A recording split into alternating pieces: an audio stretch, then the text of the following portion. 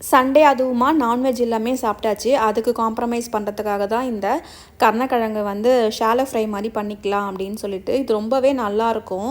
இந்த மாதிரி வெட்டிட்டு நம்ம வந்து சுடு தண்ணியில் மஞ்சள் உப்பு போட்டு வேக வச்சுட்டு அதுக்கப்புறமா ஸ்லைஸாக கட் பண்ணி உப்பு காரம் வந்து தடவிட்டு எண்ணெயில் வந்து வறுக்கிறது தான் என்னோடய ஸ்டைல் வந்து.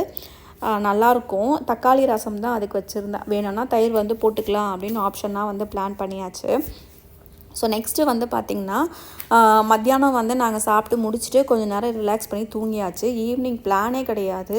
ஆனால் வந்து கொஞ்சம் வெளியே போகிற மாதிரி ஆகிடுச்சு. பசங்கள்லாம் என்ன சொல்லிட்டாங்க அப்படின்னா நெக்ஸ்ட் டேலேருந்து ஆஸ் யூஷுவல் போகிற மாதிரி இருக்கும். நேற்று ஃபுல்லாக வீட்டில் இருந்துட்டோம், சும்மா எங்கன்னா போகலாம் அப்படின்னு தான் பிளான் பண்ணோம். ஆனால் எங்கே போகிறோன்னு தெரியாமையே வந்து போயிட்டுருந்தோம்.